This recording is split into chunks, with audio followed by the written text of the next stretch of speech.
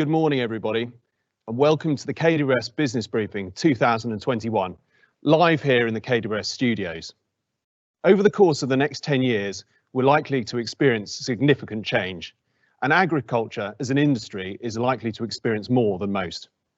But with change comes opportunity, and there will be great opportunity available for the organisations and growers that can embrace this change. Over the course of today's briefing, we want to look at these opportunities that are available for growers, and we want to see how we can get together to work together to be able to leverage all of these. We don't know all the answers, and it's important that we work in forums like this to be able to try and get the best answers for everybody. The recent Intergovernmental Panel on Climate Change warned that the world is already seeing the consequences of global warming of 1 degree centigrade over the course of the last few years, and we're seeing this with more extreme and volatile weather conditions. It also warned, which is more concerning, that to be able to limit the global warming at 1.5 degrees centigrade is going to lead to rapid changes in land, energy and industry. In turn, this is likely to affect how the agribusiness supply chain will operate over the course of the next 10 years. During the course of this presentation, we want to look at the role of what plant breeding can do to be able to support these challenges, how it can work towards a sustainable future, and how together we can sow the seeds of future success for all. In this presentation, you'll be hearing more about Sowing for Peak Performance, or SPP. In fact, we'll be mentioning it regularly.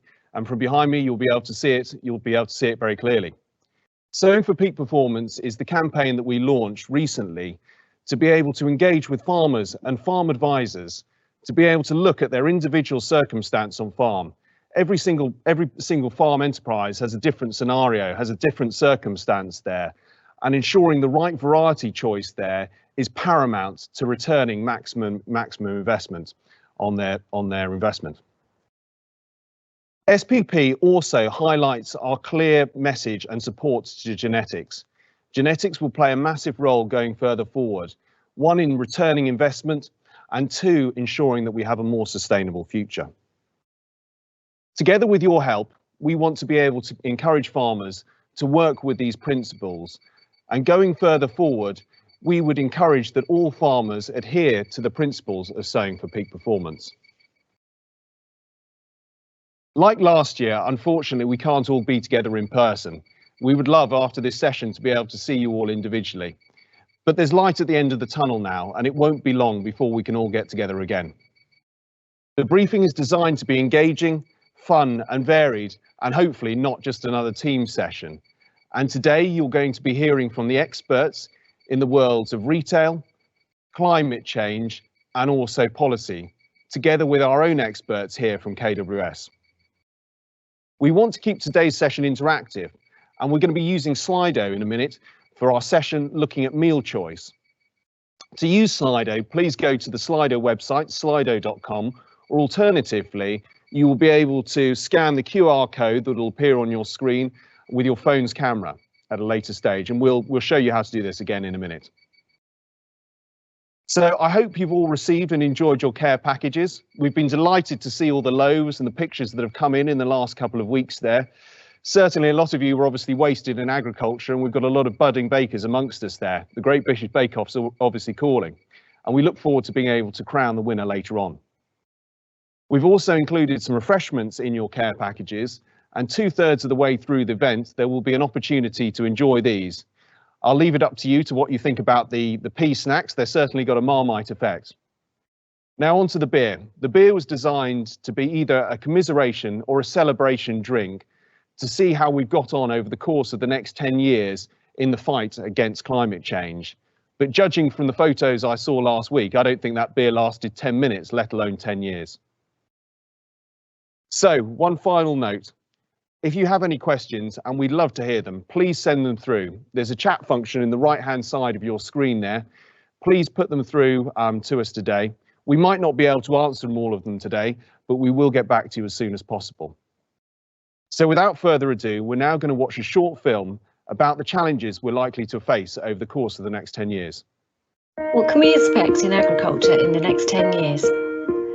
According to the UN, the world's population currently stands at 7.8 billion, It was 6.14 billion in 2020, and by 2050 it is predicted to be 9.74 billion. That's a whopping increase of 60% in just 50 years. In the next 10 years alone, there could be over 600 million extra mouths to feed. That's equivalent to a country roughly the size of the UK joining the global community every year. This population growth and need for ever more food is happening at precisely the same time, and all industries, including agriculture, are facing the challenge of becoming carbon neutral. The impact of this on our farming systems will be immense, from how we use fossil fuels and energy to the inputs we use and how we grow our crops. And all of this will be happening against the background of the actual effects of climate change on our production systems. At a global level, many of the current fertile areas of the world will struggle to grow crops, pushing production towards a narrow band of more temperate areas. The UK is likely to be one of these, but our own experiences of climate change seen over the last few years suggest crop production will become much more challenging with increasingly volatile growing conditions. Our food production will also exist in a more environmentally sensitive framework, with new legislation such as the Clean Air Act and environmental land management schemes taking greater effect. The next 10 years will undoubtedly see enormous change in agriculture, and in our first section today, we want to look at how. From changes in consumer preferences to how food retailers are rising to the challenges of the future, and from how the UK climate is likely to change in the years ahead to what growers can now do to start addressing this. Our first presentation today is from Judith Batchelor, OBE, Director of Corporate Responsibility, Sustainability and Public Affairs at Sainsbury's. Hello, my name is Judith Batchelor, and thank you for inviting me here today to share some thoughts about the work that we're doing at Sainsbury's on winning in healthy and sustainable food. And just by way of introduction, I suppose we all know this, but it does focus the mind. We're probably the first generation to understand the impact of our actions on both the climate and on the environment. But we are also the last generation able to do anything about it. And I think, as you say, that really does focus the mind. And if you look at agriculture in particular, what this slide shows is basically everybody's lens on agriculture. And it's a complicated slide, so I don't apologise for that, but it does summarise it beautifully. So whether you're looking at it through the plastic lens and the fact that by 2050, plastic in the ocean will outweigh the weight of fish in the ocean, whether you're talking about the fact that 70% of global freshwater withdrawals are used for agriculture, whether it's the fact that we waste 1.3 billion tonnes of food, which is enough to feed 2 billion people every year, and the fact that we've got to feed nearly 10 billion people by 2050, then it doesn't matter what lens you look at it, the current practices that we have in place globally to feed the planet cannot meet the demands of the future. And to bring it right home, all life on Earth depends on plants. And the other sad thing is that, as you know, the biodiversity loss that we are currently suffering means that we are destroying biodiversity before we can capture its secrets. And right now, 2 in 5 plants are estimated to be threatened with extinction. And 723 plant species, which, again, really important from a pharmaceutical point of view, are also threatened with extinction. And that brings me to the point around the commercialization of these crops. And normally when I talk about this, I use the examples of things like soya and palm oil, which have become demonized. But the reason they were commercialized in the first place is because they are fabulous, fabulous plants. They're productive, they have great nutritional properties, very, very versatile in terms of their functionality. So commercialization of crops is important, but it is the responsible commercialization and I suppose the foresight to understand the potential of things being commercialized in a way that is not sustainable. So if you look at what's out there, there are at least 7,000, and that's from what's known to us, plant species that are out there that are edible. Yet if you look at the United Nations Food and Agriculture Organization, only 15 crop plants are used globally for most of our plant-based nutrition. So that's things that you know, like bananas, rice, so on. And whilst the number of patents that are registered is not the main thing, it is an indicator of how plant species are being commercialized, and only 6.2% of global crops are patented in any way. And there's still lots more out there. So if you even look at the Q report on the state of the world's plants and fungi 2019, 4,000 new plants and fungi were scientifically named for the first time. And as I say, and there is plenty more out there. So we've got this fabulous base of plant material to work with. And how does that link to Sainsbury's? Well, Sainsbury's have a net zero commitment. That net zero commitment is in part driven by our food that we sell. So the biggest part of our footprint, about 24% of global greenhouse gas emissions come from farming and food production. Those things are central to getting to net zero, as well as all of the other things that you can see on there that are linked to food production. If you were to look at our footprint as a business, then our own operations are about 1 million tonnes of carbon dioxide equivalents a year, but our scope 3 greenhouse gas emissions are massive, and they account for 30 million tonnes of carbon a year, and that 30 million tonnes is about 97% of our footprint. So it's really important that we address the greenhouse gas emissions of the products that we sell. I love this slide because it really sums up where the opportunities are for all of us. And the first opportunity for me is the blinding insight that most customers don't know that the biggest impact that they can have on climate change and on the environment is through the food choices that they make and by wasting less food. The other thing is that from a recent survey, we know that 67% of customers want to make more sustainable choices, but they don't know how to, and that the information is inconsistent and confusing.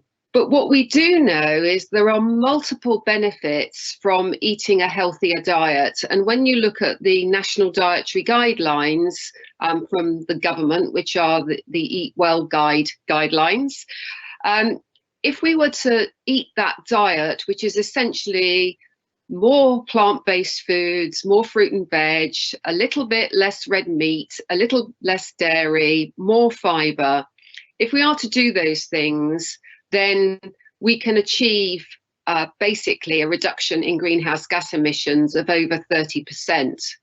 But not only do we achieve that reduction in greenhouse gas emissions by 30%, but we can restore biodiversity. We can actually feed the 10 billion that I talked about on existing cropland. We can achieve negative emissions, and we can optimize crop yields. So I think this is all doable. It requires a lot of collaborative working. It requires a lot of innovation and science, but it also includes a lot to do with crops and plants. And that's the message I would love to leave you with. And if you're interested to know more about this, I've got some recommended reading, which you can see here, which summarizes a lot of things that I've talked about today. But thank you for inviting me along today, and thank you for listening. And I hope it's provoked some thoughts. Welcome back. Thank you very much, Judith. We found that very interesting, and I'm sure everyone else did as well. Now, sticking with the food theme, we're going to start to have an interactive session here, and we're going to be looking at food choice. Food choice, actually admit, is one of the causes of a third of greenhouse gases, so it's very, very relevant, and personal choice plays a big part in this. This is the section when we're going to be using Slido. So just a quick recap there. To be able to use Slido, please go to www.slido.com and enter the event, which is KWS BB21. Alternatively, if you click on the QR code with your camera if you scan it with your camera on the phone, it will take you to the polling. So Kirsty, I'm going to hand over to you, looking at to take us through the starter choices. Excellent. Okay, thanks very much, Will. So one of the things we found quite interesting when we were researching part of this work was that the average Briton eats equivalent of 9 kilograms of CO2 each day. And if we want to meet our net zero goals, then we actually need to get that down to 3 to 4 kilos of CO2 equivalent. So that's quite a decrease, isn't it? And really personal choices do make a big difference, as you said, Will. So without further ado, let's have a look at the starters and see what everyone thought they would choose as a carbon efficient meal. Interesting. So the results coming in, and I think a bit of change there, but poached salmon's in the lead at the moment. What would you have chosen? I'd probably go for the mussels. I can't say no to the mussels. Yeah, good choice actually. Yeah, good choice. Mussels probably have. Oh, there we go. Look, they're gaining popularity. Yeah, you see, you've sold it now. So the the mussels probably have the lowest carbon footprint of any of the seafoods that we farm off our shores. And obviously they have their own packaging as well with their own shells, so that's great. But actually the lowest carbon footprint would be from the celeriac and the pear soup. Oh, right. And that's because obviously they're in season and locally sourced, and that would have an equivalent of 1.09 kilos of CO2. So maybe not everyone's first choice, but the most friendly one to choose for starters. Oh, we've got a pretty good representation there. Yeah. Okay, so moving on then to the main course and looking at those options. I'm feeling hungry already. I can't wait till lunch. Okay, well, I thought this was going to be easy. Which would you have gone there, Kirsty? I think the audience is going the direction we would have chosen. Yeah, I think so. I mean, gut reaction would be obviously a good steak would be very nice, but probably not the wisest of choices. Maybe, I don't know, maybe tofu, something like that. Interesting. Well, actually, if you look at the steak there, although it would probably be the choice that most of us will go for, it's probably the highest in terms of its carbon footprint, giving off 8.53 in terms of CO2, but it could be worse. This is actually homegrown beef, and actually if it was imported Argentinian or Brazilian beef there, it could be 3 times this amount.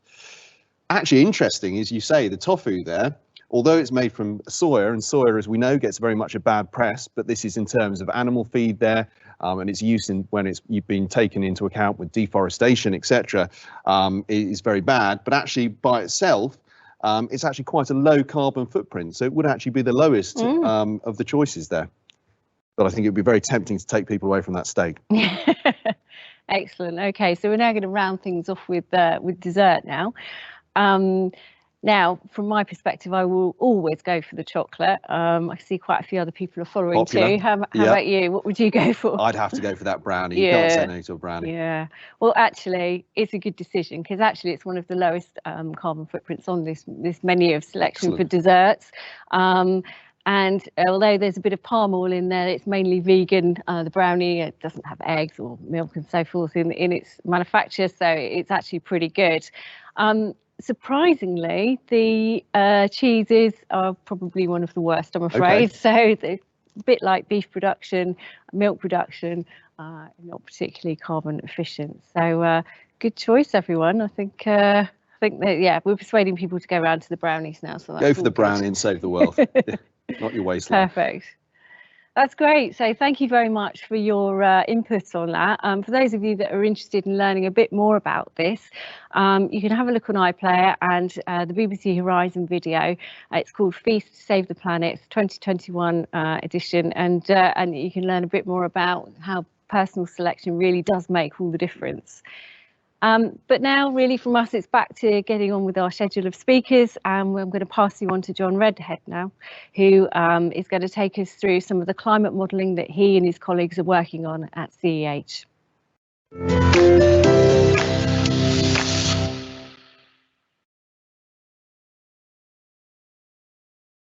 Hi, I'm John Redhead from the UK Centre for Ecology and Hydrology. I'm going to be giving a brief introduction to climate change and the challenges it's likely to bring to UK agriculture over the next decade and beyond.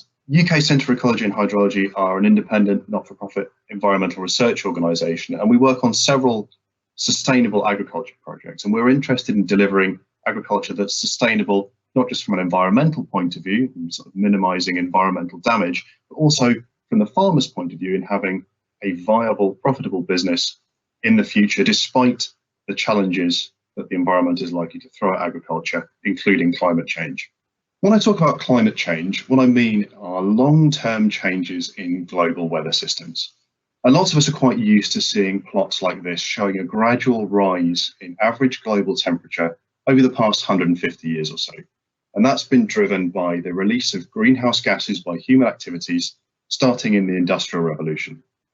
But global weather systems are complex, and that rise in average global temperature doesn't just mean everywhere is going to get a bit warmer. Some places will get a lot warmer, other places will get colder, some places will get hotter and drier, other places will get wetter.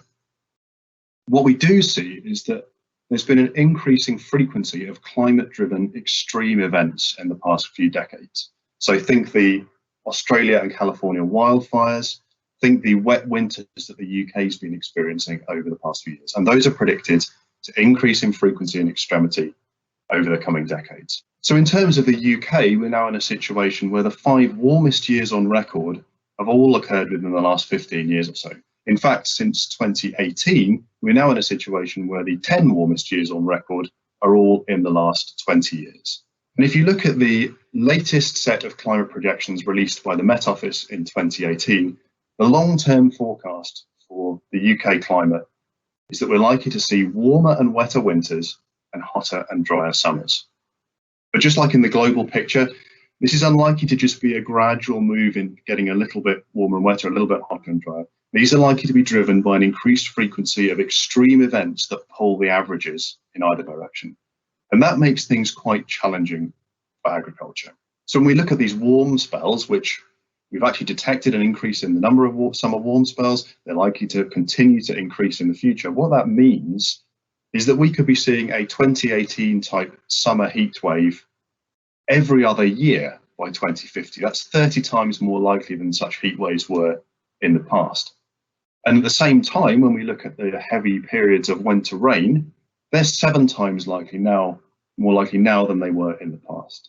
So those big swings between very wet winters and very hot summers are likely to become more and more the normal in the UK.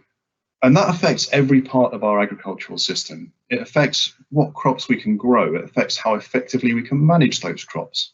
It affects the resources we rely on for agriculture, the soils, the freshwater resources. It affects the life cycles of pests and diseases. It affects animal welfare. And it affects how we sort of think about and manage our agricultural landscape and the whole food supply chain.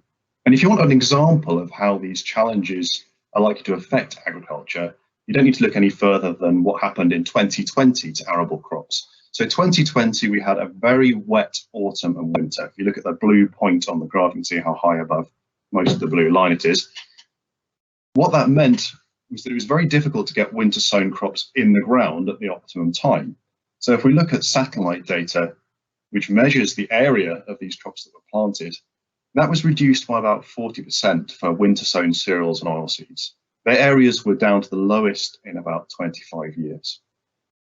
That wet autumn and winter was then followed by an extremely dry spring. You see how low the red point is on the graph compared to the rest of the red line. That dry spring and then unsettled conditions around harvest time meant that the yields of winter sown cereals and oilseed crops was reduced by around 15%. Again, the lowest sort of yield we'd seen in about 25 years. So this big swing between the wet winter and the dry spring was a real double whammy for arable agriculture in the UK, reducing the areas that we managed to sow and then reducing the yields of the crops that we had managed to sow. And that's a real example of what we're likely to see over the coming decades, is that climate change is likely to move us outside the range of conditions for which we've optimized UK agriculture over the past century. So the kind of crops and inputs and management methods which have guaranteed us good yields in the past, are likely to no longer guarantee us good yields in the future. And that really means that we need to have some fairly serious change in the agricultural sector, some adaptation and innovation, and moving our eggs into rather more baskets than they are already to make the most of the change that climate change is likely to bring. Now, it's also likely to bring some opportunities, and some of these adaptation strategies which may help us adapt to climate change may also be real win-wins for improving the environmental footprint of agriculture. So there is opportunity for some real innovation. If you'd like to find out more about how UKCEH and the projects they work on are working to help deliver that innovation, please do have a look at our website. Otherwise, thank you very much for listening.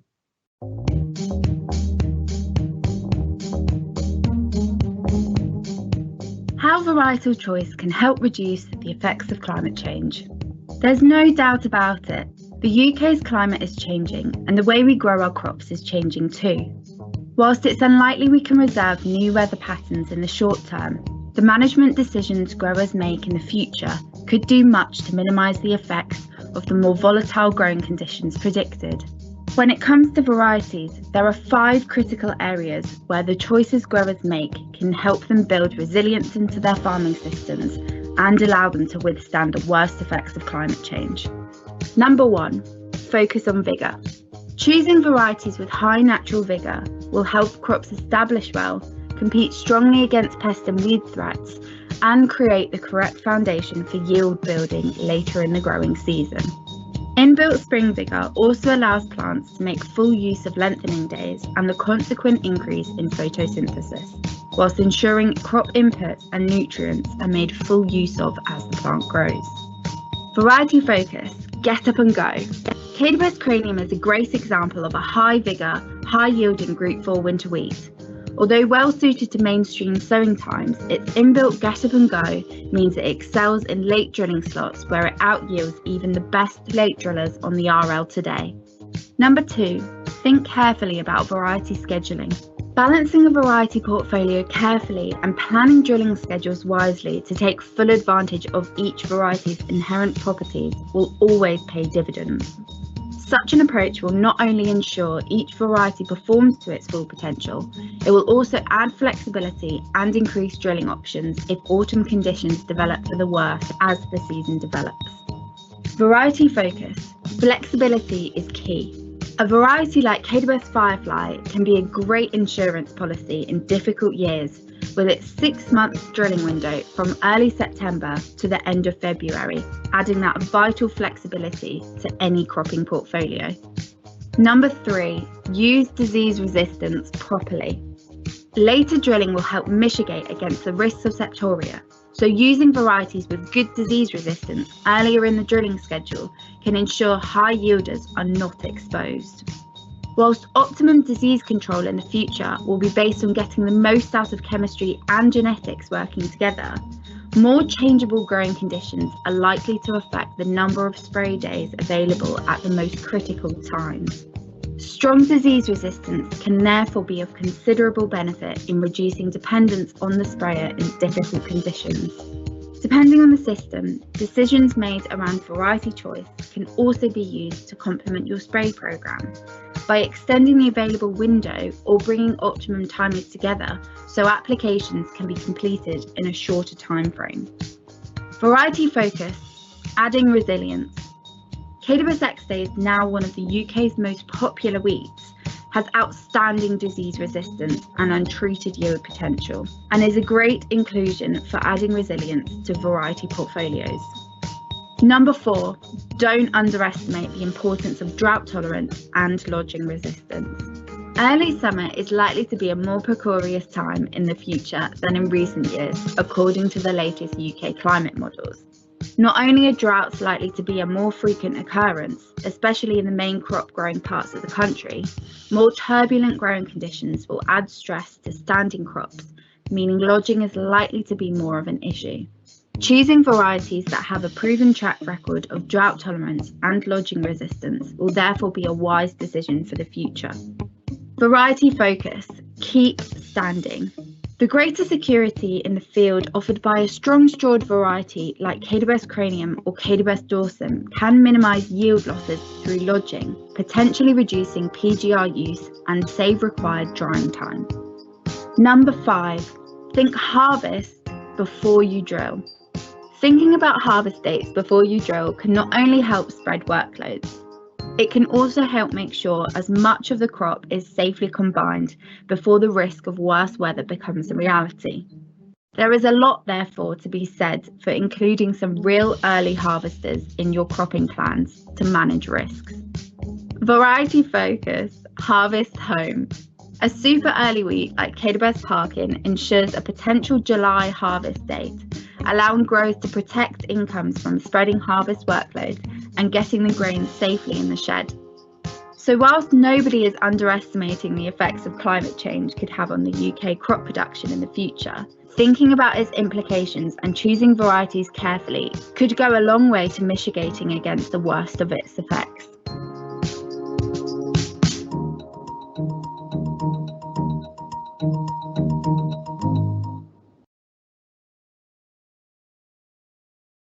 Welcome back. Thanks very much, John, and I hope you enjoyed the animation. We're now going to get some views from the ground, looking at how individuals and organisations are adapting and what they think the challenges are likely to be over the course of the next 10 years.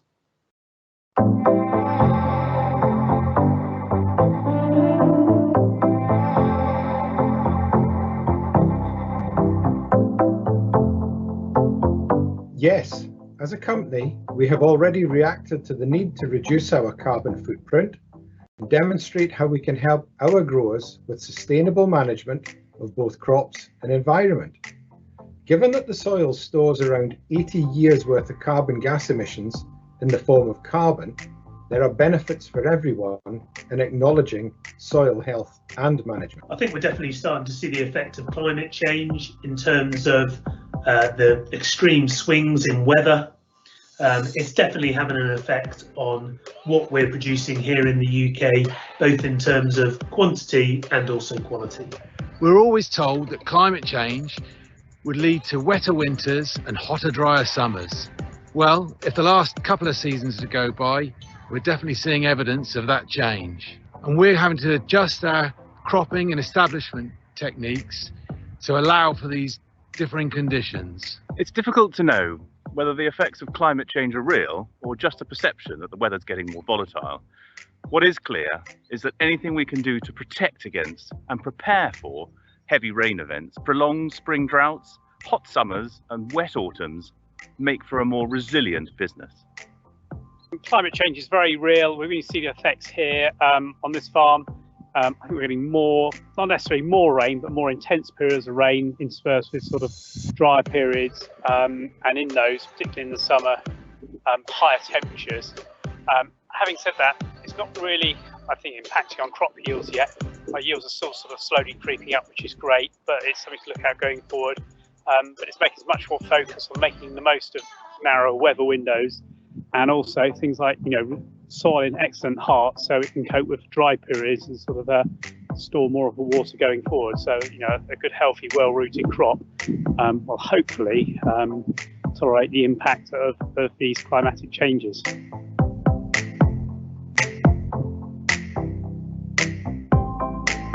I can't narrow it down to a single biggest change.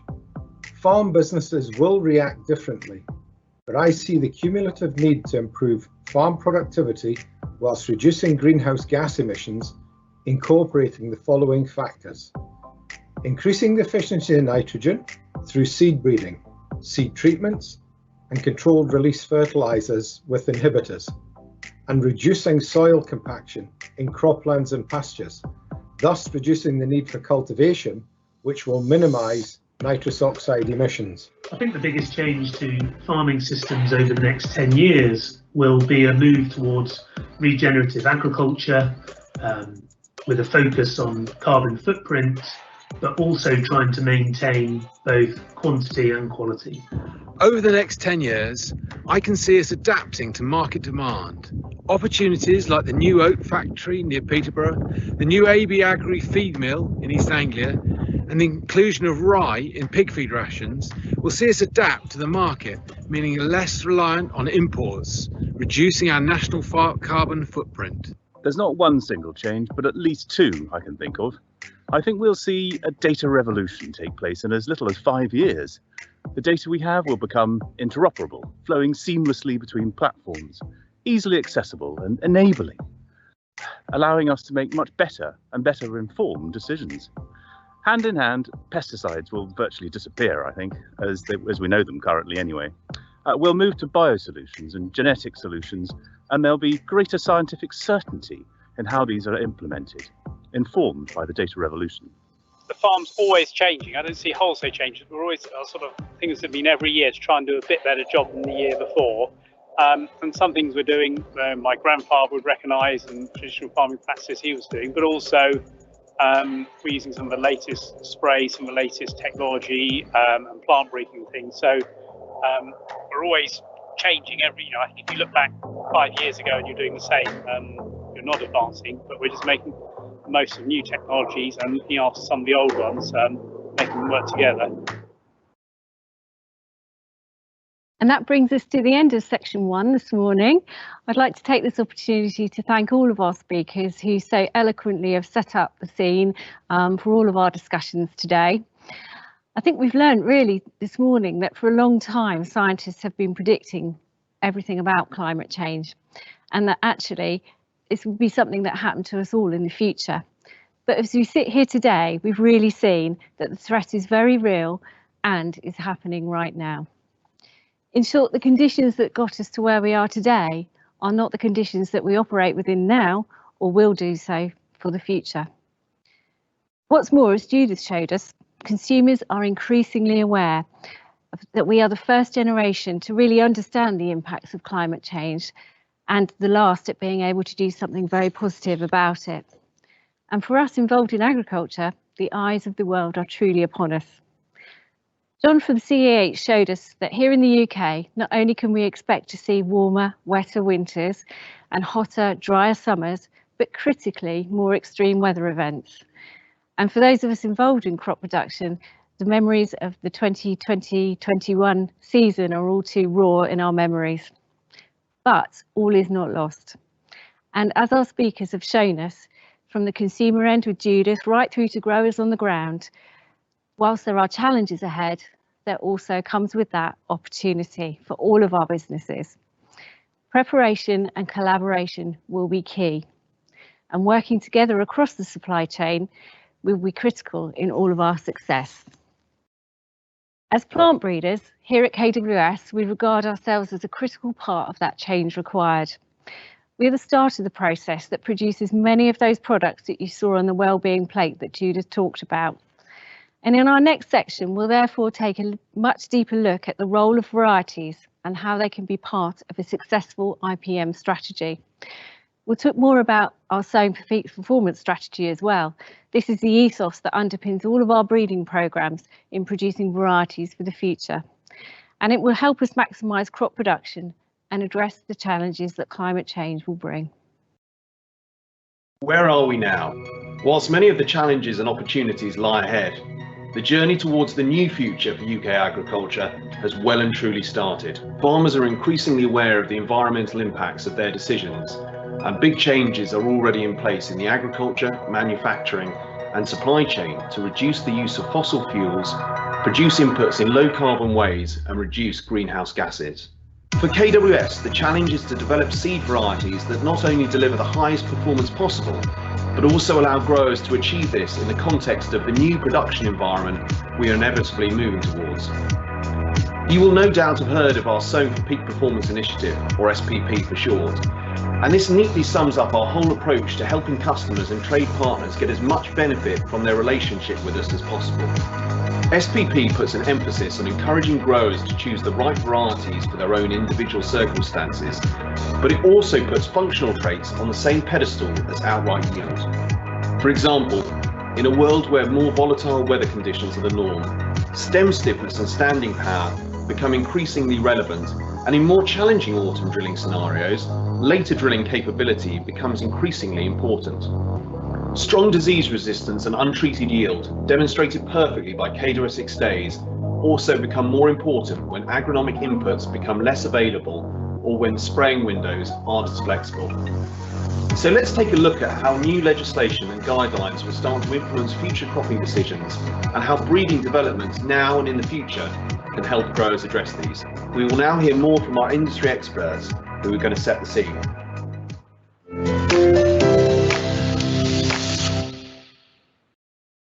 Hello, I'm Robert Sheasby, Chief Executive of the Agriculture Industries Confederation, representing agribusiness across the United Kingdom.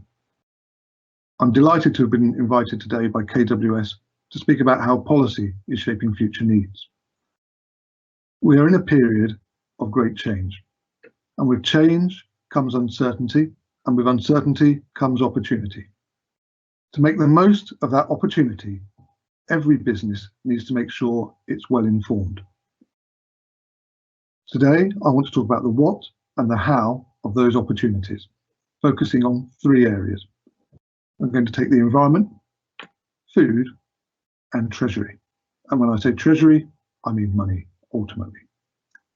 So turning to the environment, it's clear there's a focus on environmental outputs, and that comes across a lot of government around the world, in particular our governments here at home in the United Kingdom as well. There are changes coming, that's very clear from the Agriculture Act that's been passed by Westminster, and there are further changes going to come where agriculture is devolved in Wales, in Scotland and Northern Ireland when the legislative process catches up with the delivery of policy. There are opportunities though that come here, and everybody has a role to play. Every business has a role to play in delivering net carbon zero. And it's important we think about how we can contribute. Those small steps we each take will deliver a greater good. And having spoken to members over the winter, many are very much focused in on how do we make sure we're delivering on shareholder interest, delivering on environmental gains, and ensuring political objectives are met and are not set in a way that constrains business unnecessarily. With that in mind, over the last 12 months, the AIC has developed a sustainability roadmap. I'd encourage you to take a look at that sustainability roadmap. And if you're working in the agri-supply business, think about how you can connect your business into those objectives. It's really clear we have to set a target for the next 3 decades that is achievable. One that has steps where we can explain to government what is required by industry, and equally the role industry can take in contributing to those changes. That roadmap is available on the AIC website. But turning closer to home, and with the announcement recently of the ELMS pilot in England, we need to make sure that businesses that take part, farming businesses, are well advised. It's critical that if we're going to deliver a net carbon zero economy, and we're going to deliver the savings that government wish to see through ELMS, that ELMS is a success. I believe, having spoken to members, that the role of advice here is going to be critical, whether that's taking advice from your suppliers like KWS or to your merchants further in the supply chain. There is a role where making sure we are all taking the advice business needs is done succinctly and professionally for the benefit of every business. So that's going to take us looking into issues such as resource use efficiency. And we are going to have to continue to demonstrate why resources are needed and why they are put on wisely and carefully. But we're also going to have to take account of new techniques and new technology. We, in preparing the sustainability roadmap, have looked back over 3 decades of change and seen significant efficiencies and changes have taken place, and many of you will be familiar with that. But when looking to the future, it's hard to guess what technology, what techniques we will be using in 2050. But what's clear, we must enter this with an open mind. Currently, agribusiness is investing £50 million a year in research and development to take forward new ideas, new techniques, and a further £40 million a year in knowledge transfer. It's so important that every part of the economy wakes up and takes note of that innovation, that research and development, and makes the best use of it in their business. And why does that matter? Because it will deliver for productivity. It will deliver for food security, something that the government has now recognised as being an important part of our future trading policy. We must ensure we have a market awareness. We must open our eyes to the prospect of new innovation and continued research and development, and secure ways in which we can do that in novel ways for the future. So I said I would talk about treasury and money, but actually that links neatly, as I've covered in ELMS, but to trade as well. And future trade agreements must make sure they take account of the needs of trading partners around the world, as well as our own opportunity around food security and the effect of trade deals on UK agriculture. The recent announcement of the Trade and Agriculture Commission's 22 recommendations and the prospect of a statutory body that will advise government on future trade deals is something we all have a role and an interest to make sure is successful. So in concluding, the role of advice, to my mind, has never been more important. It's critical businesses make sure they get the right advice at the right time for the success of their business. So whether that's talking to your seed supplier, and I'm delighted, as I say, to be here with KWS today, to look at how the variety changes, the innovations will benefit your business, or listening to your customer and finding out what their needs are and what their specifications are for the future, or indeed thinking about what global opportunities and threats might exist that you can prepare for. So in summary, it's so important you take good advice. It's so important you prepare and plan your business well. Thank you. How variety developments can help growers meet their integrated pest management objectives. Integrated pest management, or IPM as it is commonly known, is fundamental to the UK achieving both its low carbon obligations and reducing the environmental impacts of farming in the future.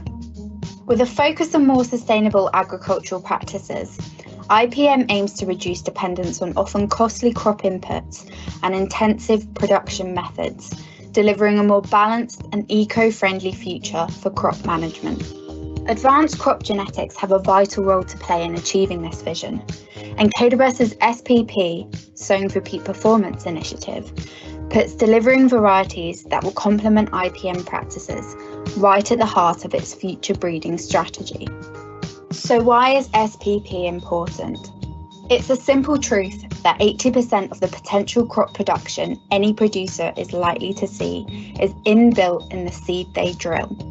It can be influenced to a degree by good management, how much nitrogen is applied, and the standard of agronomy used.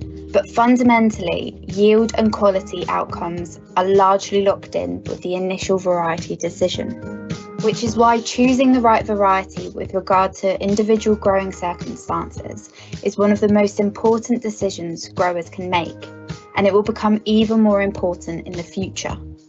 At the core of SPP's integration with IPM are 5 key principles.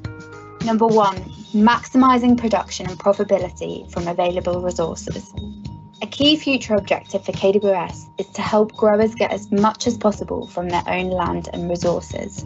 This can be done through growing varieties that have optimum field performance and yields, but also have key functional traits which make them more resilient and offer added value market opportunities.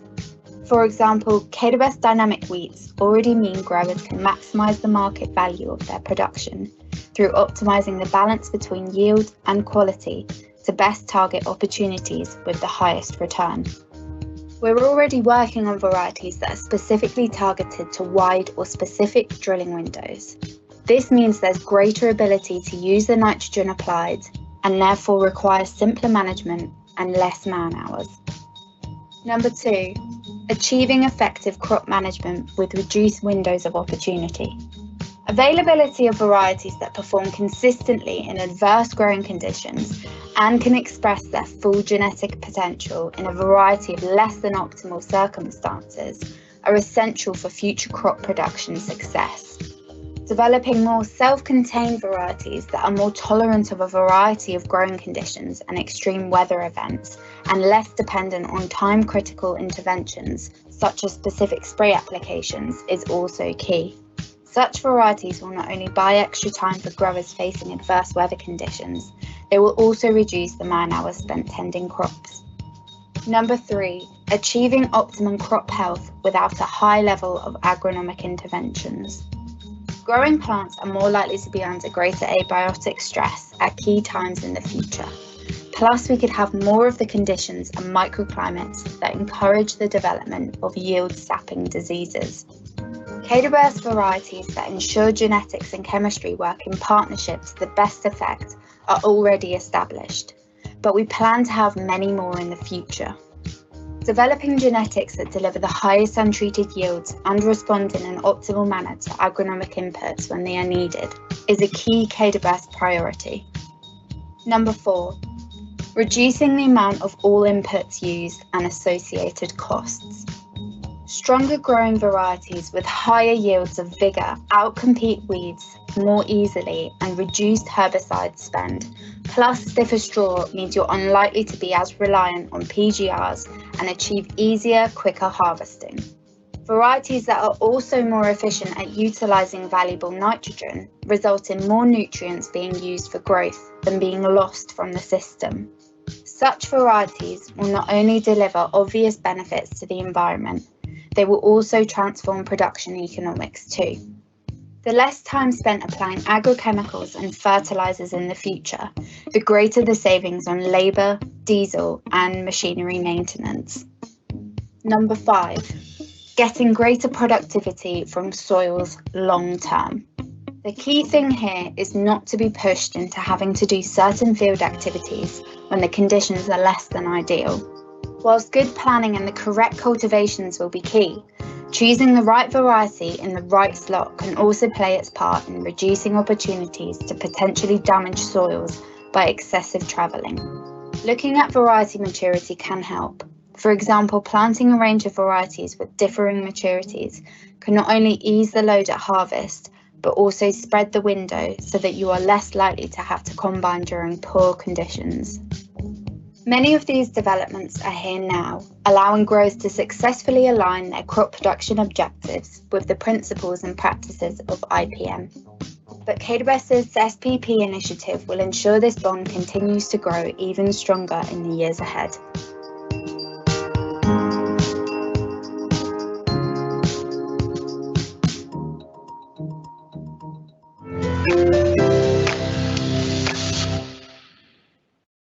So, what is variety scheduling? As the name suggests, it's about the order at which you sow your varieties in the autumn. But what if that order can influence the workload that we have the following spring? And that's what these trials are showing us.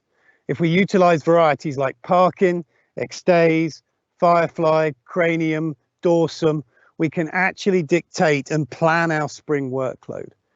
So what we've got is 4 sow dates starting in September, going through to October, November and December. So here we are stood in the second sow date.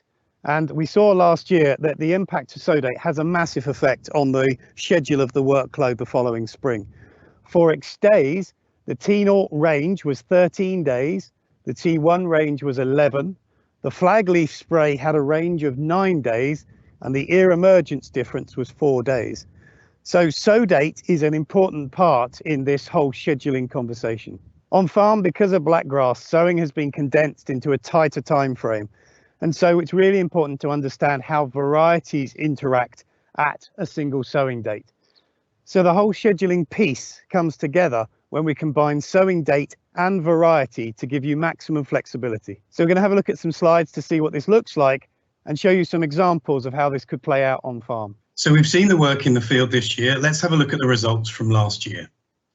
Now we're going to look at this in a way of looking at scenarios that we often talk to farmers about. What are the real world problems that we can use this information to help address? Scenario A, you can see here, is a large block of wheat. So good sprayer capacity is going to be required. But there's a diverse rotation, and we've also got a number of different sowing dates. So we've got clean land in September, the main body of drilling being in October, which is very familiar to everybody now, and some of the later sowing weeks as well.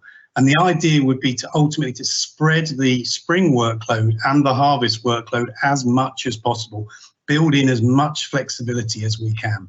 So looking at the KWS portfolio, what would we be recommending?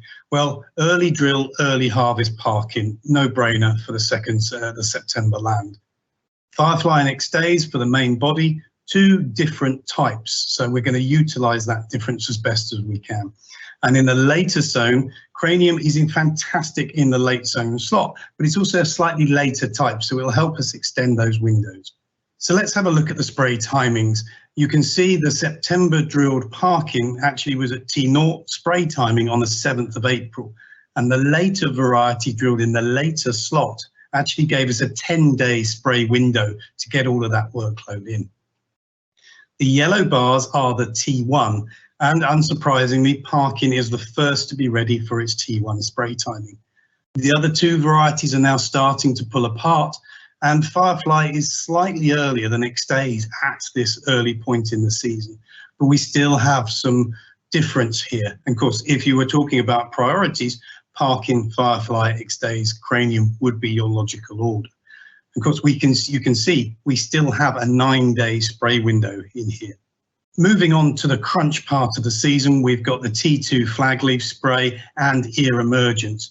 And we can see that Parkin and KWS X-Days are very early. They've moved together to be some of the first varieties ready. We'd obviously prioritise the Parkin for this spray over the X-Days having the better disease resistance. The Fireflies moved slightly back, but it still fills that middle ground, and we've still got this 9-day window all the way back to the Cranium drilled later. And if we look at the blue bars, the ear emergence, this is indicative of harvesting schedule. And we've still got 10 days difference when we combine variety and sow date, with Parkin coming first, then the X-Days, then the Firefly, and then the Cranium coming later on. So we've done what we wanted to do in the brief. Different sow dates, spread the workload out as much as possible. The other scenario we talk to farmers about a lot is this sort of outlying block of land, ways you can help manage that. And you can see here, we've got 200 hectares of wheat, so it's a fairly substantial block. There's clean land that could be drilled first, and there's dirtier black grass land that needs to be drilled later.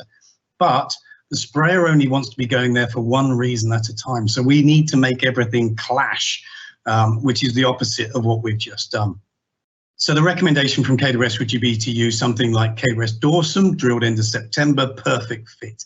And then to use a faster moving type like KWS X-Days in that later drilled slot to try to bring them together. What we have seen in the data is that varieties can't make up the difference in sowing dates with that T0 spray timing. And we could argue as to whether some of these varieties actually will need a T0 in some situations. But you can see we've still got a bit of a spread. But most importantly, when we get to the yellow bars, which is the T1, we have managed to bring the varieties together. So spray timing wise, they're going to be pretty much synchronized going through for the sprayer to hit. And importantly, when we get to the flagleaf spray timing as well at T2, they are still together, which is what we wanted to do. And finally, when we look at the blue bars, you can see that is ear emergence, indicative of maturity. And the X-Days has overtaken the dorsum, which being a quality wheat, we would want to harvest that first. And we've still got a couple of days, we've still got a full couple of days combining before we get to our dorsum, which will be perfectly fit and ready for the combine. Many thanks for that, John Miles. That was a great insight into the benefits of variety scheduling. And I think that you're really going to find out a little bit more about how that can benefit you on your farm as growers from KWS as we look into the future. Now, before we round off this section, a little bit of something different, a bit of light relief. You'll remember just around Easter time when you received your care package from us, it contained this flour and a recipe card that told you how you could make a white loaf of bread. And we asked you if you'd like to enter a competition and see how your baking skills fared, to bake that loaf of bread and send us a photo of your competition entry. And today we're actually looking to award the winners of our great business briefing bake-off for 2021. Now, obviously, every good competition needs an expert judge, and I'm very pleased to introduce to you today Dr. Simon Penson, who's the Technical Director of ADM Milling. So Simon joins me on screen live from Bristol, I believe, Simon. Good morning. Well, I'm actually at home near Stratford-on-Avon. There we go. There we go. So obviously we've sent you photographs of all the entries that we've received. But before we take a look at some of the good work that came in, perhaps you can tell us what you look for when you're looking for a good white sliced loaf of bread. Super, yes. Thank you, Kirsty. So before I launch into describing the perfect loaf, I just wanted to say that I was very impressed with the standard of the home baking and the presentation of all the entries. So well done, everyone, for taking part. Hope you really enjoyed it. However, unfortunately, there can only be 3 winners, but what a difficult choice.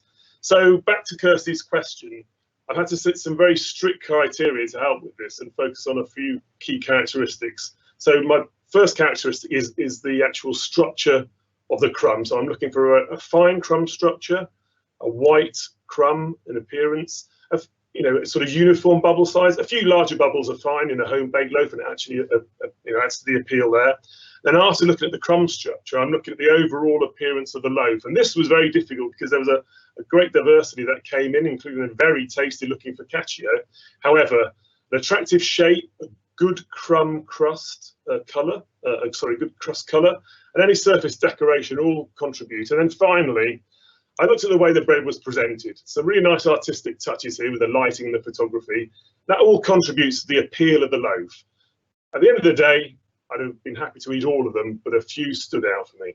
Excellent, excellent. I dare to ask this, but were there any that perhaps didn't make the grade, weren't quite so good? What characteristics did they have? Well, I'll spare the blushes of the entrance because I thought they were again, as I said, all of a good standard, but I'm sure we've all experienced a few disasters. The key things I'll be looking at here would be a dense open crumb, almost cake-like, which lacks the bright appearance we'd be looking for, and that sort of nice white crumb. And this will often be down to insufficient kneading or proving before baking. And speaking personally, I find I always get better results from a hand-kneaded loaf than when I use my bread machine. At the end of the day, hand kneading is quite a good way to take out frustration after a difficult day in the office as well. Excellent stuff. Well, without further ado, I think we should have a look at the winners in reverse order. So in 3rd place, we have this loaf that came in from a lady called Jackie. So I talked through this loaf, and so this appealed to me because it had a very nice volume and a very nice sort of external appearance as a sort of a rustic farmhouse loaf. A nice internal crumb structure. It was nicely presented. It made me think of a lovely sort of cheese, pickle, and possibly ham sandwich. That's something you can have on a picnic or a walk or at lunch. So that appealed from that point of view. So very nicely presented and a nice rise in volume to the loaf. Excellent. Very good. Very good. So, well, we'll have a look at the 2nd place now. And Claire Vegette might recognise this one, I believe. So this 2nd place loaf, quite different to the 3rd. A very nice internal structure, nice bright appearance, nicely presented, and with very nice cross-hatching and dusting on the outside of the loaf as well. So again, very appealing, something you'd have at breakfast, a lovely sort of toasted loaf, or even with a sandwich again. So very appealing all round, I think. Excellent. Okay, well, who got the top spot? So in 1st position was this loaf, and the lucky winner will receive some KitchenAid equipment. So really well done to this person, who, I have to be absolutely honest, Simon judged this completely blind. It's actually Philip Haney, who's our PR agent. So we did feel it was perhaps a bit wrong, sorry Philip, to award you with a prestigious prize, and we're actually going to be sending that to Claire instead. So well done, Claire. But Philip, you have the honour of having the best loaf. And why was that, Simon? This was the all-round piece, if you like. So it had a lovely structure. It had a few larger bubbles as well, which gave the homemade appearance, that sort of rustic homemade appearance. The outside of the loaf was very appealing in terms of the cut pattern and the dusting, and presented against the home Aga oven, very much something you'd find in your farm and would be having with your farmers with your lunch or your ploughman's lunch with your cheese and pickle at the end of the day. So yeah, very nice loaf overall. Brilliant. Well done to all of our competition entries. They're absolutely fantastic. And thank you very much to Simon, who spent many hours sifting through photos that we kept sending him at random hours of the day. So thank you very much for your time. I hope everyone's enjoyed that. And it's now down to me to hand you back to the rest of the presentations for this morning. And we're going to pass on to our wheat breeding team now, who are going to take you through varieties that we have currently in the marketplace and a little bit of what you can expect from our breeding programmes in the future. I'm Mark Dobbs, wheat breeder at KWS. One of the things we found over the years when we create a crossing programme is that we find there are pools of parents that have come from the same background. If we went back 10 years, one of the groups would have been a group of parents from Oakley and Robigus background, and there was another major group which had Alchemy and Clare in the parentages. So what we need to do is bring in diversity from elsewhere to cross with these varieties. At that time, JB Diego was a major variety in the UK, and it came from Germany with completely different background. So that was a great source of diversity for us to use in our crossing programs. But despite making many crosses with JB Diego, ourselves and other breeders haven't been successful in producing new varieties with JB Diego as a parent. This is because some varieties just don't combine well and just don't make good parents. One of the things you can do is to look for diversity from overseas. We've done this in the past with the parent that became part of Timaru, which we then crossed into quite a few of the current varieties for KWS. That has brought through Siskin and Castello, and then Castello now is in Dawson. And through all of those varieties, we've maintained the yellowness resistance that the variety that was in Timaru gave us. Currently, when we designed our most recent crossing programme, we had a large pool of varieties from a Cougar background, and we still have a pool of varieties from the Robigus Oakley background, which has then come into Santiago and the likes of Kerry. We're still looking for diversity to cross through these big pools to provide diversity to the UK programme. Currently out there, we have the likes of X-Days, which came from France, and this provides us some opportunities for crossing. As well as being a bread-making variety, it's brought in excellent septoria resistance. Disease resistance has become more important in the last few years. It's not just about yield anymore, it's a combination of yield and disease resistance, and the likes of X-Days are hopefully going to be a good tool for the UK breeders. We'll wait and see how X-Days performs as a parent. Fingers crossed it's going to be a good one. Having genetic diversity in the crossing programme and in the subsequent trials means we are flexible for whatever the future might bring. So if there's changes to the environment and farmers' requirements or changes in strains of disease, it means that we can quickly find varieties that are best suited for farmers. Maintaining diversity is very important for the UK wheat industry. So as well as breeders looking overseas for diversity, you can also try and create it yourself. I will now hand over to my colleagues who will take you through the KWS pre-breeding programme. Hi, my name is Jakob Lage. I'm head of hybrid wheat and pre-breeding here at KWS, and I'll talk to you about pre-breeding. You've already heard about our activities in breeding and how we develop varieties, but a lot more goes on behind the scenes than that. Pre-breeding as a concept is the exercise of bringing in new genetic diversity into the gene pools that the breeders are using for developing their varieties.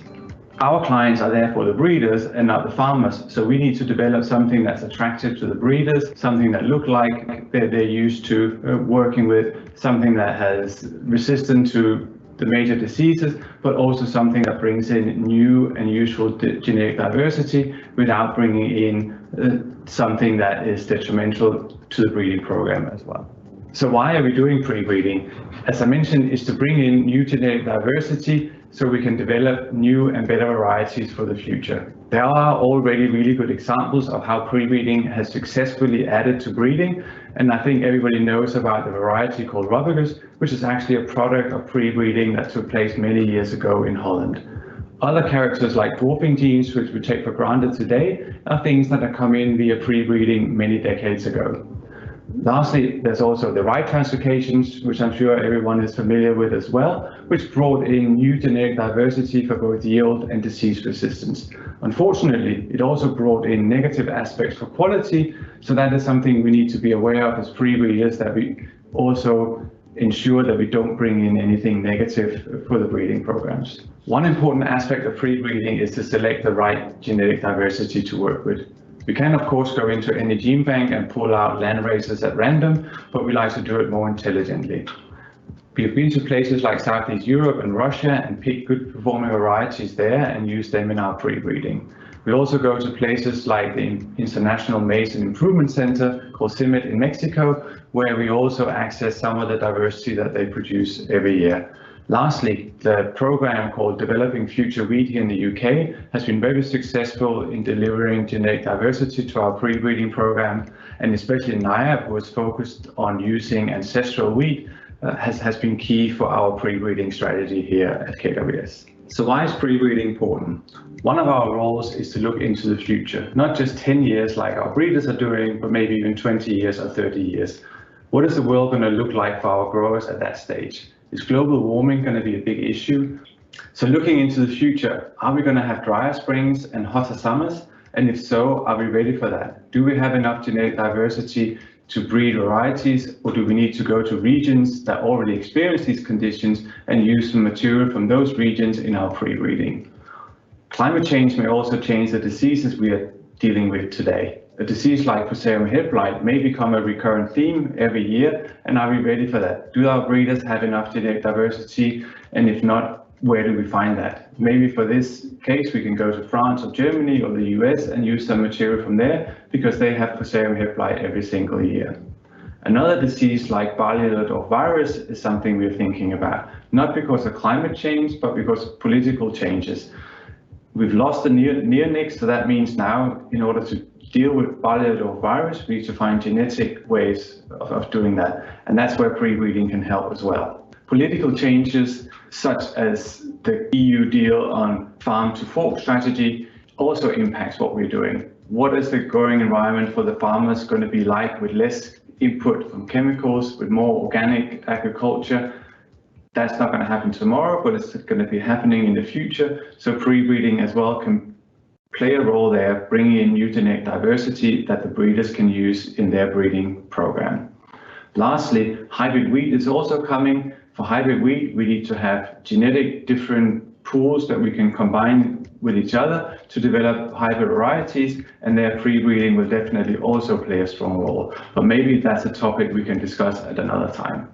I'm now going to pass you over to two of my colleagues, Nick and Karis, who's going to talk to you more about how we practically do this, how we're dealing with disease issues, making sure we have enough resistant genes, and also how we're doing this in practice into the field. So I hope you'll enjoy that, and it's nice talking to you. Hi, I'm Nick Bird, wheat researcher at KWS. Part of my role is to move academic outputs into our commercial breeding programs, and I'm going to talk to you today about a couple of things that we've been doing involving stable disease resistance in wheat. So I'm going to talk about two of the major disease resistances that we're working with at KWS, yellow rust and septoria. So yellow rust, major problem in farmers' fields. And we were involved in an academic and commercial project which identified 12 resistance loci that are being deployed currently in RL varieties. We're using markers to allow tracking and stacking of these loci to future-proof the yellow rust package. Similarly, in septoria, we have some scientific publications where there's been loci identified in publications, and now we're moving those into our commercial breeding program. These are based on much more minor resistances, which have much smaller effects, but they're less likely to break down rather than major genes which give you a massive effect but can be really short-lived in their resistance. So how are we actually putting these disease resistances together? Well, this is a typical crossing block of the winter wheat program in the UK, where I have the parental loci of the yellow rust resistance in this particular instance listed in the top and on across the side. And you can see that each of those parents have very different numbers of these loci together. So let's take an example. The winter wheat breeder crossed variety number 1 and variety number 2, each of which have 5 different loci. If he made a population that was big enough, he could, out of this population, make a combination of 10 loci that are adding to his resistance package. The problem is that that has to be a massive population, because each of those genes is segregating in each of those parents. Let's choose a different example that might be slightly easier for the breeder to work with. So here we have parent number 21 crossed with parent number 18, and that gives him, if he can find it, the magic number of 12 resistances together. But parent 21 has 8 loci, parent 18 has 7. So if you add those together, you get more than 12. And that's because some of those resistances are actually in common, making his population size slightly smaller. This is a much better prospect. He needs to make less individuals to find the one with all that yellow rust resistance. So how are we actually utilizing this data? Well, the yellow rust data has been applied for the last few years, and you should be starting to see those results in the NL and RL lines in the next couple of years. The Septoria data will be applied for the first time in 21-22 crossing season. And we're also using this to design our next set of crosses to be made as part of the breeding process. And this happens year on year on year. We can use them to profile the current lines in KWS breeding program. And we do this too, mostly based around yellow rust at the moment, but that will start with Septoria in the very near future. And also contributing on decisions to accelerate the lines through the breeding process. So if we have a decision about which line to take forward and which not, we'll look at these markers and find those that have, on paper, the best yellow rust genetic resistance. And whilst we're using this predominantly in our inbred program, this will form part of our breeding strategy for hybrid wheat. Hi, I'm Karas. I work in our wheat pre-breeding department based in KWS UK Limited. KWS UK Limited serves as the hub for our global pre-breeding activities. So we aim to produce pre-breeding lines with new genetic diversity, not only to the UK breeders, but to breeders in Germany, France, and the US. I honestly think that all wheat has an inherent genetic value, but as Jakob rightly pointed out, sometimes there's negatives associated with the positives. And I view the job of the pre-breeder as trying to reduce the negative as much as possible while preserving the positive. So to start off that process, Jakob described that we choose parents that definitely have some positive attributes. And I'm here in the field in Newton to explain the second process, where we try to eliminate the negatives. Right, so for example, we've generated a population with a UK parent that's been tried and tested with a wheat from maybe Argentina or Mexico or South Africa. And the job at hand right now is to remove all the individuals from those populations that are not adapted to the UK. So in order to do that, we grow quite large numbers of plants, between 5,000 to 8,000 individuals in these long rows. And we spend time during the season observing them and eliminating the ones that have undesirable characteristics. To do that, we grow the UK parent that we started off with as a reference point. So we know which members of this population are too early, too tall, or too susceptible to the diseases that we target. After going through all that process, essentially what we're left with is some candidates that I consider potential lines. We don't focus too much on their plant type at this point because they're still in that adolescent phase of their life. So we still need to give them 1 or 2 years to prove themselves. And we do this by continually growing them in the field, observing and testing them to have the confidence that we're actually producing something that has an inherent value to the breeders. So this is the sad part of the pre-breeding process. This is the last opportunity these pre-breeding lines have to prove themselves. And as a consequence, is the last time that they are in my hands. Essentially what we've moved from is single plants in those long rows to having them represented in these large yield plots. And from this, we not only will have the data, but the observations and the intuition that will help us to recommend the best pre-breeding lines to enter into the breeders crossing programs. What the pre-breeding process has done is effectively deliver new novel genetics in a package that is very much UK in behavior. So it has the right air emergence, the right height, and the right disease resistances. And that increases the likelihood that via the breeder's hands, our new genetics will enter a farm near you soon. Thank you.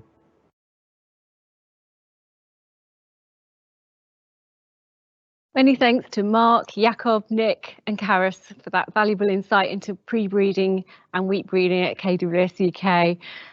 We're going to now take a look back and take a look at some views from the ground, talking to a number of industry specialists to look at future opportunities for businesses and for varieties as we go forward into this era of climate change.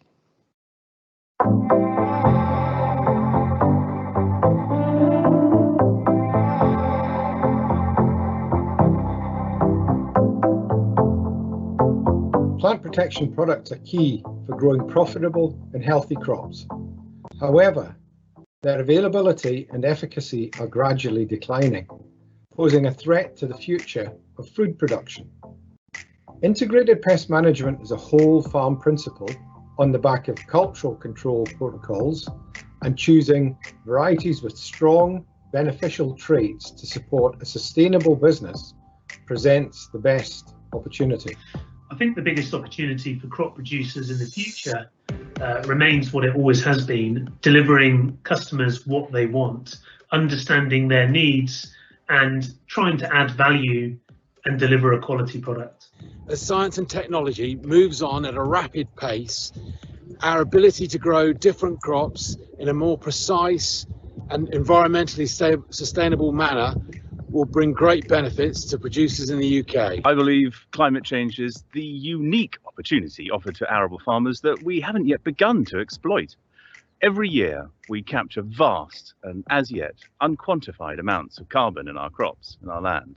No other sector does as much, nor can ever do as much to sequester carbon. If carbon as a currency is to rise in value, as predictions suggest, this is an opportunity UK farmers are ideally placed to benefit from. At the moment, you've got a lot of regulatory changes, like we're coming out of the EU. We've got exciting advances in things like farm breeding. And also, if we look in the last 12 months, we've had probably the world's biggest wheat harvest and still quite strong prices. And demand just keeps increasing. So, yeah, I'm a naturally optimistic person, but I think it's great reason to be optimistic, and changes bring opportunities. So, yeah, we're always looking forward to the future.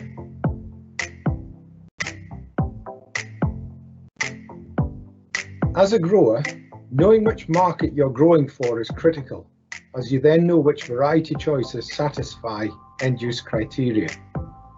Within the variety choice, you then have the opportunity to match its agronomic merits to your growing system.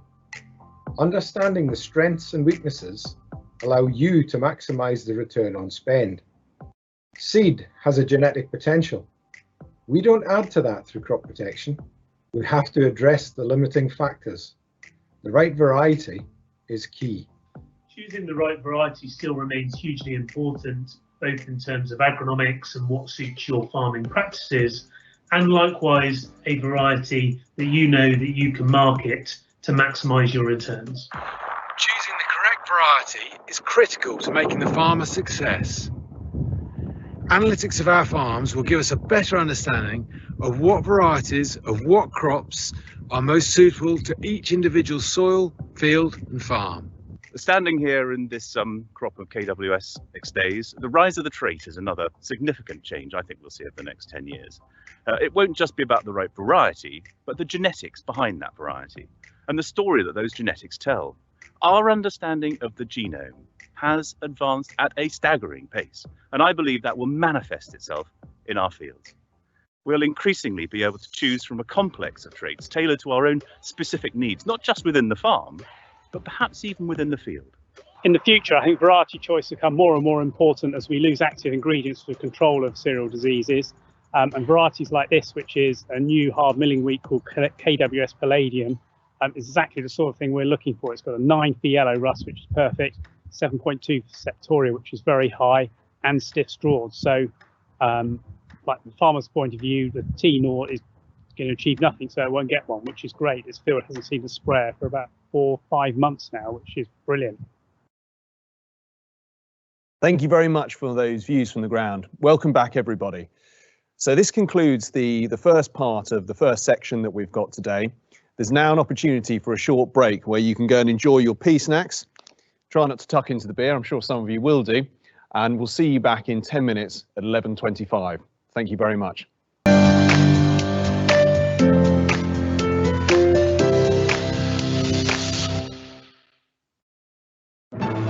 What impact do the changes in agriculture mean for growers? Firstly, it needs to be said there are huge opportunities ahead for UK growers and the country's agriculture as a whole. Change is often difficult, but the developments in UK crop production over the next few years will make it more sustainable. It will benefit our environment and wildlife and put our agriculture in prime position as a technology leader and role model for the rest of the world. Our growers and industry are fundamental to the UK achieving its climate change obligations, and land owned and farmed is invaluable as carbon sinks, whether this be through increased forestry or carbon capture. Furthermore, the food we produce will become increasingly important in a world where the area of land on which crops can be grown gets whittled down by climate change. But making full use of all these opportunities will require a new level of partnership across our industry, including consumers, retailers, suppliers, advisors, and producers. No one segment can exist in isolation anymore if we are to achieve our ambitions and goals. Rotations will undoubtedly change in the years ahead, not only to make better use of the land as we move to more diversified cropping, but they will also build protection systems that are more robust, resilient, and reliable. Let's now take a look at the wide variety of cropping options we already have to offer our customers, and how these will shape the crop decisions of growers in the future. You'll all know KWS Sales Manager James Maguire, so let's kick off our final session today with a look at what growers and the trade can expect from KWS now and in the future. Hello and welcome back. Just a quick note before we get into our next section. We are going to run slightly behind schedule today, so we do apologise for that. If any of you can't make the last part of our presentations today, you will be able to find it on demand, but we'll circulate that tomorrow. So now getting back to the scheduled programme, we've had some fantastic speakers so far looking at the future of UK agriculture, and Dominic and I are now going to start to put some of what we've learned into action and show you how we can future-proof our businesses right now today for the future. So as we've discussed, change is coming. I'm just going to summarise quickly what we need to take into consideration. As we've heard, climate change, so basically wetter autumns leading to less than optimum drilling windows is a big concern. Also policy changes, most notably the need to be carbon neutral by 2040. Also policy linked, but as a standalone issue, nitrogen. We need to learn to do more with less going further forwards. We need to look also at the changes to the plant protection markets. These changes are more volatile than ever before, with losses of registrations and efficacy issues with some products. In the future, genetics and plant protection will have to work in harmony. And finally, consumer pressure, something we've talked about a little bit with Judith to start with. Consumers have a voice bigger than ever before at the moment. Food provenance and sustainability are very key attributes. How can we future-proof our businesses? Well, the option is a smarter rotation. We can all look to do this today. So firstly, let's start to consider climate change. Let's start to plan for less than optimum drilling windows. Let's use the natural maturities, differences and growth habits of the products we have available and make sure we have the right genetic solution in the right place. And then let's tailor our ag chem spend to avoid the excesses. This is the concept SPP, as we've heard about earlier today, and it's the key thing everyone can do right now to future-proof their businesses going further forwards. But bigger changes are available for those that are brave enough who want to get ahead of the game. The right thing we can do is add biodiversity back into the rotation. The two crops we would recommend you to consider are, one is rye. Rye is a very useful tool because it needs a lot less moisture and water, than other cereal crops. And secondly, we can look to add legumes back into the rotation to give us the nitrogen benefits and help us meet that carbon neutral target by 2040. I'm going to pass to Dominic now, who's going to talk you through the 7 crop rotation we would recommend going further forwards. Thank you. Economics will still define what crops are grown and in what rotation. Pressures around climate change and carbon zero will increase risk. Risks will be mitigated by widening rotations and making choices on species and variety. Here we can see a 7 crop rotation showing why species and varieties have been selected. And I'll start off with rotation 1, which is wheat. And the variety I've chosen is KWS Dorsum. It's top yielding, it's excellent disease, and it performs equally well in early, mid or late sowing slots. Perfect for these wetter autumns. The extra bonus of 80+ kilo weight. We then go into a cover crop, as James pointed out, to maximise plant growth all year round. Our second rotation is sugar beet. KW Daphnia, the variety, a high yielding beet with a very good disease package. Our third rotation goes back into wheat, and this time the variety KWS Cranium, maximising yield, the wide sowing window, but superb yield in that late sowing slot. Perfect after sugar beet. And again, we go back into a cover crop, and then our fourth rotation is a pulse. Mankato peas, nitrogen fixing, naturally restoring nitrogen to the soil. Our fifth rotation, again wheat, and this time the variety KWS X-Days. The best genetic insurance policy a wheat grower could want, with the added benefit of milling premiums. And then our sixth rotation is a second cereal, KWS Teo, a hybrid winter rye with a low nitrogen input and the great drought tolerance of rye. For growers in areas that are not suitable for rye, then KWS Tardis, the highest yielding conventional winter barley, and an additional great disease package. And then we go into our last rotation, oilseed rape and the variety KWS Campus, and rye, barley, and perhaps even KWS Parkin provide the best natural entry into oilseed rape. A 7-year rotation reduces the risk against disease and particularly against flea beetle. Arable agriculture, along with forestry, are the only two industries that naturally capture carbon in the atmosphere and return it to the soil. Maximising this carbon capture will be massively important. Cover, catch, and even intercropping to ensure a year-round growing crop will become mainstream. Perhaps the significance of this will lead to investment and research looking at species and varieties that carbon sequester better. And now, back to hear some more views on the ground, specifically on rotations.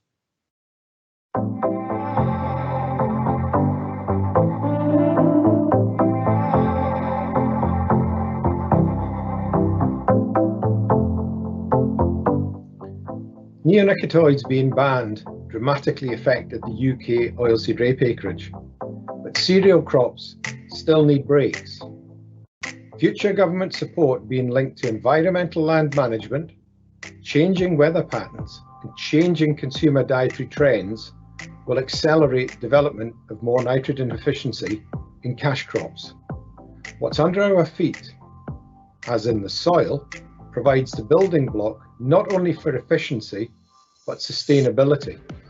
Break crops that provide nitrogen, improve the soil, and encourage beneficial organisms at the start of the rotation cycle can help satisfy increased demand for food product in a cleaner environment. Yield consistency is much more relevant than seasonal top-of-list headlines. Understanding efficiency and limiting factors will determine future rotations. It's highly likely, with everything going on in the world at the moment, being driven by policy and politics, that rotations will change in the coming future. They'll probably get longer, and we might see a return to more mixed farming. I believe that the speed of change over the next generation will be exponential. We're beginning to see analytics leading to data-led decisions come to the fore. It'll determine what rotations of what crops we should grow, where to grow them on the farm, and applications of pesticides will be determined by artificial intelligence rather than our intelligence. To be fair, the rotation here hasn't really changed much in the past 10 years, and I think that's a product of underinvestment in fundamental research 10 to 20 years ago. That's now changed. Here we'll be cropping less, with more land taken out of production and into stewardship, but hopefully producing more off the hectares that we do actually crop. The rotation will open out with more crops grown for a greater variety of different end uses, as well as for different agronomic on-farm reasons. We'll see hybrid wheats come in, which could have a profound effect on the rotation. And in 5 to 10 years' time, I hope we'll see the benefits of new plant breeding technologies, such as gene editing, make their way into close-to-market solutions. That is where I believe there is such opportunity for breeders and pre-breeders to work closer with farmers, using on-farm trials to really accelerate the pace of positive change. Rotation is absolutely critical on this farm. We've got very long rotations on these thin chalk soils. They are very valuable. For example, here we've got halfway through a 3-year grass lay and building organic matter, and then we'll spend the next few years after that utilising that to grow cereal crops. Things like high organic matter help us counteract climate change and the changing weather. It's also brilliant for controlling weeds, for example, blackgrass and cereal and obviously rape seeds as being on a much longer rotation. Going forward, I don't see too many changes, but change does happen. We're always open to new ideas. We keep some of the best traditional ideas and some modern ones in that as well. So yes, there are subtle changes going forward, but rotation I think is absolutely key to farming.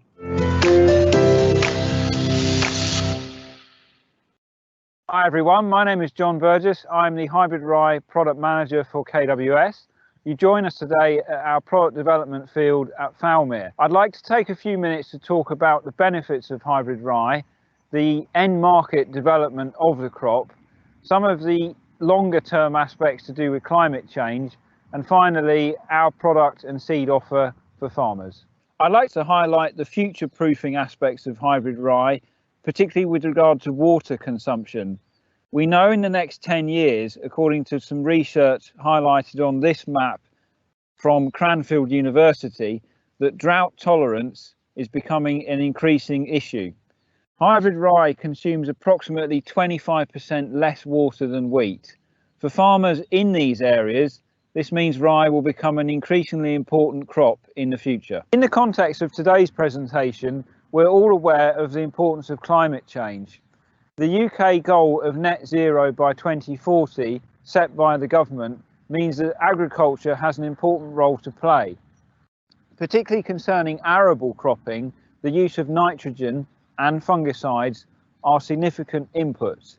Hybrid rye offers two key benefits. Firstly, in terms of nitrogen, we have a direct reduction of almost 45% compared to second wheat, and in terms of fungicides, rye does not suffer to the same extent as other cereals in terms of leaf diseases, brown rust being the only major concern, and this means the overall fungicide use in this crop is also substantially reduced. Outside of the feed market, KWS has seen an interest in hybrid rye grain, firstly for flour production and secondly for alcohol production.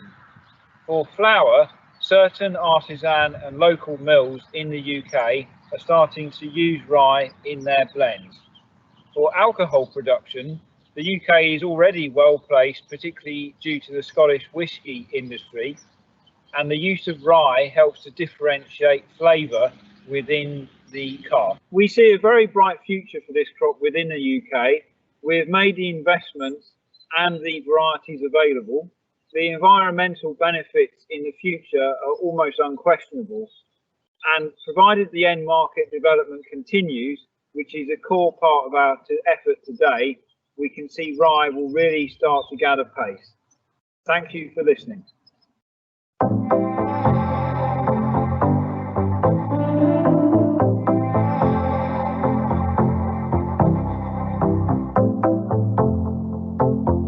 Breeding program and the work on variety flexibility, but also KWS's work on sowing for peak performance, that they're the breeders not only for now but also for the future. Many thanks, David, for those final thoughts. We've seen today that our industry is clearly going to face change over the course of the next 10 years, which will bring challenges, but it'll also bring opportunities. And today, hopefully, we've been able to show you some of those opportunities.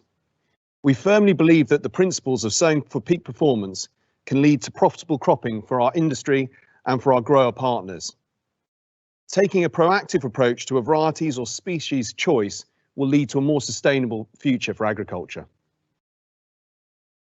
The COVID-19 pandemic has meant that this year has been very, very trying.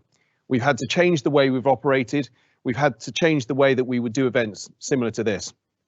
But I think it's also shown that as an industry, we're very, very resilient. And I'd like to take this opportunity to thank you very much for your support over the course of the last year and your business. There's now light at the end of the tunnel, and the KWS team and myself are really looking forward to being able to meet up with you all in person very, very soon. Our trial site at Falmere will be open this summer, and we'll be strongly encouraging as many of you as possible to come and visit us. We'll be calling you in the next couple of weeks and getting in contact if we haven't done so already. This brings us to the end of the event. I would like to say thank you very much to you all for joining. It really means a lot to all of us here. And I'd also like to say special thanks to all of the other speakers that we've had today, and also to everybody else behind the scenes who've been able to put this event on. It's taken an awful lot of work to do this, and a lot of people have put a lot of hard work in, and I'd really like to say thank you very much today for that. I hope you found this event to be very, very interesting. We'd really like to see get your feedback on it and see how these events will feature going further forward. So this brings us to the final part. Thank you very much. Thank you for joining. Goodbye. All the best.